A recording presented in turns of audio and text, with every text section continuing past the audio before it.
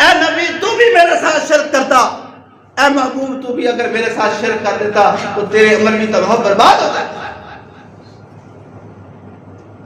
صرف یہاں تک بات نہ رہی، بلکہ ایک جگہ اللہ عز و جل 18 انبیاء کا تذکرہ کرتے ہوئے 18 انبیاء کا، اور ان کو کیا کہتے ہیں مخاطب کر کے، اگر یہ نبی بھی میرے ساتھ شرک کرتے تو ان کے عمل میں تباہ و برباد کر دیتا۔ جہاں نبیوں کو اجازت نہیں ہے، جہاں سب سے محبوب الانبیاء جناب محمد صلی اللہ علیہ وسلم کو اجازت نہیں ہے شرک کرنے کی، شرک کرنے کی وجہ سے ہماری ساری زندگی کے تباہ و برباد، وہاں اللہ تعالیٰ جل کیا فرما رہے ہیں، نبی اگر تو بھی میرے ساتھ شرک کرتا تیرے عمل جو ہے ہم جو ہے تباہ و برباد کر۔ یہ تھی بات مین عقیدہ، آدمی کا عقیدہ ٹھیک ہوگا، درست ہوگا تو عمل اللہ کے ہاں قابل قبول ہوگا۔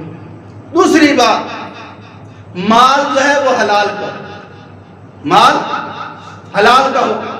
پہلی یہ بات دیکھ لیں، ابو جہل اس کے جو ہے ساتھی وہ حاجیوں کو ستو پلاتے، وہ مسجد حرام کی صفائی کرتے، بڑا خیال کرتے تھے، ان کے کیے ہوئے عمل اللہ کے ہاں قابل قبول نہ ٹھہرے۔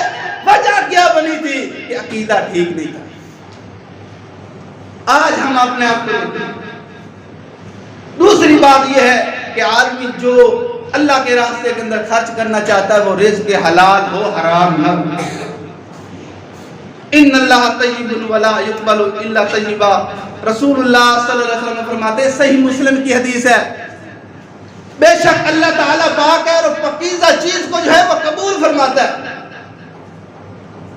اب اگر ہمارا مال وہ صاف نہیں ہوگا، پاک نہیں ہوگا تو اللہ تبارک و تعالیٰ کبھی قبول نہیں فرمائیں گے۔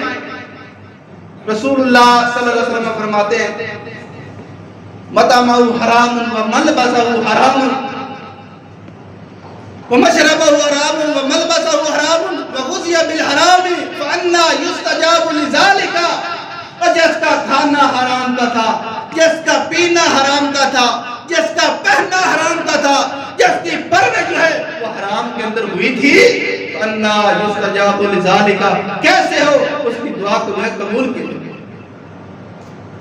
وہ کی ہوئی زندگی کے اندر صدقات و خیرات، وہ پڑھی ہوئی نمازیں، دی ہوئی زکات، وہ حج، اللہ کی قسم وہ ساری زندگی کی تباہ و برباد ہے، وہ راکھ ہے، اللہ کے ہاں قابل قبول نہیں ہے۔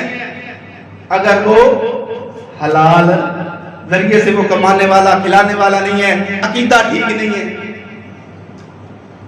اور رسول اللہ صلی اللہ علیہ وسلم فرماتے ہیں، لا تقبل صلاۃ بغیر طہور ولا صدقۃ من غلول، نماز جو ہے وہ بغیر طہارت کے اللہ کو قبول نہیں۔ اگر آدمی کا وضو نہیں ہے، نماز پڑھ لیتا تب بھی قبول نہیں ہے۔ آدمی حالت جنابت کے اندر ہے، نماز پڑھتا ہے تب بھی قبول نہیں ہے۔ کپڑے پلیت ہیں تب نماز پڑھتا ہے تب بھی قبول نہیں ہے۔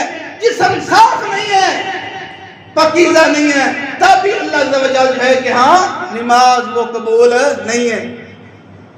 نماز کے لیے طہارت ضروری ہے۔ جس آدمی کی طہارت نہیں ہوگی اللہ کے ہاں نماز قبول نہیں ہوگی۔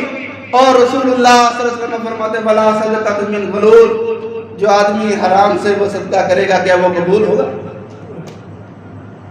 جو آدمی سود کا کاروبار کرتا ہے، بتاؤ وہ اپنی نسل کو بھی سود کھلا رہا ہے، لوگوں کے کھلانے کے لیے بھی کھلا ہوا ہے، خود بھی کھاتا ہے، کیا وہ اللہ کے ہاں قبول ہوگا؟